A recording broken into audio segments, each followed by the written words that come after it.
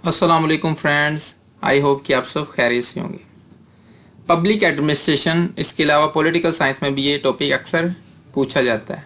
Public administration में अगर आपने का ऑप्शनल सब्जेक्ट है सीएसएस में या पीएमएस में पब्लिक एडमिनिस्ट्रेशन, और अगर आपने गुड गवर्नेंस वाला टॉपिक कवर नहीं किया अभी तक तो इसको लाजमी तैयार करें। ये बहुत ज़्यादा इंपॉर्टेंट है और मोस्टली रिपीटेड ये क्वेश्चन है, व्हाट इज़ गुड गवर्नेंस, और पाकिस्तान में गुड गवर्नेंस के लिए क्या चैलेंजेस दरपेश हैं, और इसके अलावा सिविल सोसाइटी क्या होती है, सिविल सोसाइटी का रोल क्या है। अच्छा, अक्सर क्वेश्चन में गुड गवर्नेंस के साथ साथ सिविल सोसाइटी के बारे में पूछा जाता है। सिविल सोसाइटी होती क्या है, अक्सर लोगों को ये भी नहीं पता होता सिविल सोसाइटी क्या होती है, उसका काम क्या होता है, उसका रोल क्या होता है पॉलिटिकल सिस्टम में, उसके अलावा गुड गवर्नेंस में, पब्लिक एडमिनिस्ट्रेशन में किस तरह वो असरअंदाज होती है।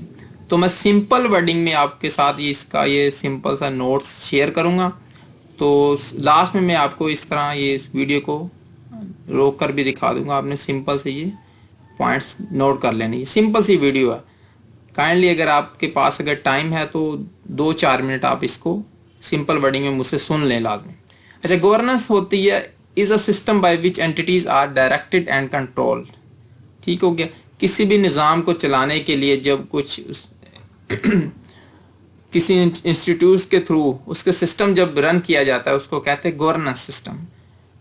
तो वर्ल्ड बैंक की एक डेफिनेशन है गुड गवर्नेंस क्या होती है, the manner in which power is exercise in the management of a countries economic and social resources for development. तो ये बहुत अथेंटिक डेफिनेशन है गुड गवर्नेंस की। ये गवर्नेंस की डेफिनेशन नहीं है, गुड गवर्नेंस की है। गुड गवर्नेंस क्या होती है, गवर्नेंस का मतलब होता है कि रिसोर्सेज वगैरह को यूज करते हुए मुल्क का इंतजाम चलाना और डिस्ट्रीब्यूट करना। और गुड गवर्नेंस होती है इस तरह से पावर का यूज करना और मैनेजमेंट को इस तरह तरीके से यूज करना कि कंट्री की जो इकोनॉमी हो, रिसोर्सेज हो, इकोनॉमी हो, सोशल रिसोर्स कि उनके साथ मुल्क में डेवलपमेंट भी हो। ठीक हो गया, इसको कहते हैं गुड गवर्नेंस। और इसके 8 बेसिक प्रिंसिपल्स हैं गुड गवर्नेंस कि जिनके जो अच्छे तरीके से कार फरमा अगर हो तो उसको हम कहते हैं गुड गवर्नेंस। मैं अगर हर एक पॉइंट की को एक्सप्लेन करने लगूं तो वीडियो काफी लेंथी हो जाएगी। अकाउंटेबिलिटी, यानी कि अकाउंटेबल होनी चाहिए गुड गवर्नेंस। ठीक हो गया, किसी को जवाबदेह होने चाहिए, ये नहीं हो कि वो अबव द लॉ हो। ठीक हो गया, वो भी लॉ के अंडर होनी चाहिए गुड गवर्नेंस। उसके अलावा ट्रांसपेरेंट होने चाहिए। ठीक हो गया, पब्लिक को उसके बारे में नॉलेज होनी चाहिए, तमाम राइट्स वगैरह उसके जो है। उसके अलावा रिस्पॉन्सिव होनी चाहिए, इक्विटेबल एंड इंक्लूसिव होनी चाहिए। 5th है इफेक्टिव एंड एफिशिएंट होनी चाहिए। 6 है follows the rule of law, rule of law को फॉलो करना चाहिए उसे। उसके बाद पार्टिसिपेटरी होनी चाहिए, कंसेंसस ओरिएंटेड होनी चाहिए। ठीक हो गया, ये सिंपल से सबसे पहले तो उसे जवाबदेह होना चाहिए। उसके अलावा उसको ट्रांसपेरेंट होना चाहिए, ये ना हो कि वो एम्बिगुअस हो, यानी कि वो इजीली आप इसको अंडरस्टैंड कर सकें। उसके अलावा रिस्पॉन्सिव होना चाहिए, बिल्कुल उसको क्या कहते हैं अलर्ट होना चाहिए। इक्विटेबल एंड इंक्लूसिव, उसको नेपोटिज्म नहीं होना चाहिए, यानी कि किसी की तरफदारी नहीं होनी चाहिए, बिल्कुल वो मेरिट पर काम करे। इसके अलावा अफेक्टिव काम करे, उसके अलावा एफिशिएंसी के साथ काम करे और रूल ऑफ लॉ को फॉलो करे। ठीक हो गया, कोई भी गुड गवर्नेंस के जो नुमाइंदे हैं, जो इंस्टीट्यूट्स हैं, वो बाकायदा कॉन्स्टिट्यूशन के मातहत जो लॉज बनाए जाते हैं उनको फॉलो करेगी। ये नहीं होगा कि कोई उनका लीडर होगा उसके इंस्टीट्यूशन का, उसको फॉलो करेगी, नहीं, कोई भी अबव द लॉ नहीं होता। उसके अलावा पार्टिसिपेटरी होनी चाहिए, यानी कि पब्लिक की उसमें पार्टिसिपेशन होनी चाहिए, बाकायदा कोई तरीकाकार होना चाहिए। ठीक हो गया, उसके अलावा 8 है इसका कंसेंसस ओरिएंटेड, यानी कि उस पर लोगों की इत्तेफाक होना चाहिए। अच्छा, चैलेंजेस क्या है, ये चैलेंजेस में मोस्टली ये मैंने पाकिस्तान को भी डिस्क्राइब कर दिया। ये जो चैलेंजेस अगर आपको पूछा जाए कि गुड गवर्नेंस के चैलेंजेस क्या है पाकिस्तान में, तो आप ये तमाम लिख सकते हैं। अगर वैसे एक ओवरऑल चैलेंजेस पूछा जाए तो उसमें आप ये जो हो गया पाकिस्तान में खास तौर पर inter provincial disharmony, sectarianism, feudalism, और एक दो और बातें जिस तरह इनकम्प्लीट डेवोल्यूशन हो गया, सेंट्रलाइजेशन, اور marginalisation of socially and economically backward people. آپ اس کو ڈسکرائب کریں گے. ٹھیک, یہ میں نے اسپیشلی پاکستان کے ریلیٹڈ جو لکھے ہوئے ہیں. ٹھیک ہے. کرمنلائزیشن آف پولیٹکس, اس کو کیا کہتے ہیں؟ یعنی کہ پولیٹکس کا یہ پبلک ایڈمنسٹریشن میں جو انٹرفیئرنس ہوتی ہے, بیوروکریسی پر جس طرح انفلوئنس کرتی ہے ہماری پولیٹکس, ہمارے سیاستدان, اس کو کہتے ہیں کرمنلائزیشن آف پولیٹکس. اور اس کے علاوہ ہمارے جو سیاستدان ہیں ان کے اوپر بھی کوئی مقدمات ہوتے ہیں کرمنلائزیشن کے, یعنی کہ ان کے کوئی ایکٹیویٹی ایسی ان کے ساتھ ہوتی ہے, انہوں نے کی ہوتی ہے, ان کے FIR درج ہوتی ہیں, مگر وہ ہمارے پارلیمنٹ میں بیٹھے. ایسے بندے جب بیٹھیں گے ادھر تو آپ کو پتہ ہے وہ کس طرح کے لاز پاس کریں گے. وہ خود کو بچانے کے لیے کوشش کریں گے, وہ کرپشن کریں گے, نیپوٹزم کریں گے, اپنی فیورٹ پرسنز کو وہ ریکروٹ کرنے کی کوشش کریں گے. اس طرح یہ جو ہماری پولیٹکس ہے یہ بہت زیادہ پبلک ایڈمنسٹریشن کو خراب کر رہی ہے اور گڈ گورننس کے لیے بہت بڑا چیلنج ہے. اور اس کے علاوہ کرپشن یہ بہت بڑا فیکٹر ہے پبلک ایڈمنسٹریشن میں. پبلک ریپرزینٹ سول سرونٹس جو ہیں, بیوروکریسی ہے, وہاں پر بہت زیادہ کرپشن ہے. اس کو یہ بھی بہت بڑا چیلنج ہے. زیادہ ڈیپلی نہیں جاؤں گا, بہت ٹائم لگے. جینڈر انیکوالٹی, آپ جانتے ہیں پاکستان میں جینڈر انیکوالٹی کا بھی ایشو ہے. اس کے علاوہ ٹیررزم, وائلنس ہو گیا. ٹیررزم صرف یہی نہیں دہشت گردی, اس کے علاوہ بھی وائلنس بہت زیادہ ہے. اگر آپ کوئی گورننس میں کوئی لاز پاس کرنے کی کوشش کریں کسی کے مگے تو وہ اسٹرائکس پر نکل آئیں گے, آپ کے خلاف وائلنس تک یوز کر دیں گے. ہر ادارے میں آپ جانتے ہیں پولیس گردی ہوگی, وکلا گردی ہو گئی, اور اس کے علاوہ ہر تقریباً ادارے میں کوئی نہ کوئی وہ وائلنس تک اتر آتے ہیں. سمپل وہ ڈیمانڈز نہیں کرتے, اپنا ریکارڈ نہیں کرواتے احتجاج, یہاں تک کہ وہ وائلنس لڑائی جھگڑے پر اتر آتے ہیں. ڈیلے ان جسٹس, یہ بہت بڑا فیکٹ ہے. Justice delayed is justice denied. اس کے علاوہ انکمپیٹنٹ بیوروکریسی, یہ بھی وجہ ہے. اس کے کلیش آف انسٹیٹیوشن, یہ آپ جانتے ہیں ہمارا سول ملٹری کلیش بھی بہت زیادہ ہمارا مشہور ہے پاکستان میں خاص طور پہ. اس کے علاوہ ادر جو سپیریئر کچھ ادارے ہیں, فیڈرل پروونشل اداروں کو کی رسپیکٹ نہیں کرتا, آپ جانتے ہیں. ان کی سیلری بھی زیادہ ہوتی ہے, وہ زیادہ پاورفل ہوتے ہیں, ان کے پاس ریسورسز بھی زیادہ ہوتے ہیں اور ان کے اختیارات زیادہ ہوتے ہیں. انٹر پروونشل ڈس ہارمنی, یہ آئے دن پاکستان میں صوبائیت تعصب ہوتا ہے کی وجہ سے آپس میں بہت زیادہ یہ ان کا ڈس ہارمنی ہے, جس کی وجہ سے سندھ ہو گیا, پنجاب ہو گیا, KP بلوچستان, تمام صوبے دوسرے صوبے کو اچھا نہیں سمجھتے اور ان کے آپس میں کوئی ہارمنی نہیں ہے.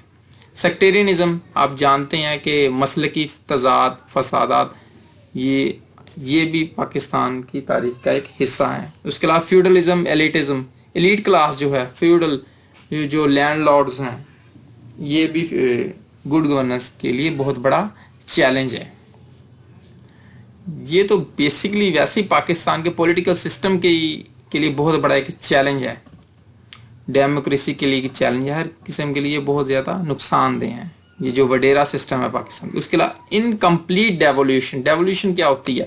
یہ جو لوکل گورنمنٹ سسٹم ہے, جو ہماری یہ جو کونسلر, یونین کونسل وغیرہ, یہ والا سسٹم جو ہے, اس کو بھی اچھے طریقے سے ڈیولوٹ نہیں کیا گیا اور ان کو پاورز بھی نہیں دی گئی, یہاں تک کہ نہ تو ان کو ریسورسز دی گئے, جس کی وجہ سے عام بندہ پولیٹیکل سسٹم میں اس کی انوالونگ مشکل ہو رہی ہے اور نچلے لیول پر کام نہیں ہو رہا ہے. اور سینٹرلائزیشن بہت زیادہ اسٹرانگ ہوگی. جیسے میں آپ کو بتاتا ہوں, صوبوں کی نسبت سینٹر بہت زیادہ اسٹرانگ ہے, زیادہ پاور میں. اور لاسٹ ہے marginalisation of socially and economically backward people. اور کچھ لوگ سوشل اور اکانومکلی بہت زیادہ بیکورڈ ہیں, ٹھیک ہو گیا. وہ بھی ایک قسم کا ملک کے عام حالات سے کٹ کر زندگی تقریباً گزار رہے ہیں. اور یہ بھی بہت بڑا چیلنج ہے گڈ گورننس کے لیے, کیونکہ جب تک تمام لوگ پارٹیسپیٹ نہیں کریں گے تب تک گڈ گورننس کبھی بھی عمل درآمد نہیں ہو سکتی. اور لاسٹلی ہم دیکھتے ہیں what is civil society. Civil society ہوتی کیا ہے؟ سول سوسائٹی یہ جو آج کل آپ سنتے ہیں کوئی بھی تحریکیں اٹھتی ہیں, جس طرح فیمنزم آج کل بہت زیادہ مشہور ہیں, یا کسی بھی لوگوں اپنے رائٹس کے لیے اٹھتے ہیں, لوگوں کے رائٹس کے لیے جب لوگ آواز اٹھاتے ہیں اس کو کہتے ہیں سول سوسائٹی. या सिविल सोसाइटी ऑर्गेनाइजेशंस उसे कहा जाता है। और इसके अलावा एनजीओज वो भी इसी में आती हैं। कोई हो गया ये जो ट्रेड ऑर्गेनाइजेशंस होंगी वो भी सिविल सोसाइटी में आएगी। ऐसी वॉलंटरी ऑर्गेनाइजेशन जो कि फैमिली, बिजनेस और गवर्नमेंट के अलावा हो। ठीक, फैमिली भी सिविल सोसाइटी नहीं होती, उसके अलावा बिजनेस को भी नहीं हम सिविल सोसाइटी कहते, और थर्डली गवर्नमेंट को भी नहीं कहते। अच्छा, इनके अलावा ऐसी तहरीकें जो वॉलंटरी काम करती हैं, फॉर एग्जाम्पल कोई फेमिनिज्म के लिए अगर आवाज उठाता है तो लोग वॉलंटरी रजाकाराना तौर पर उसमें शमूलियत इख्तियार करते हैं कि भाई ये इनके ये जो राइट्स के लिए डिमांड कर रहे हैं ये ठीक है।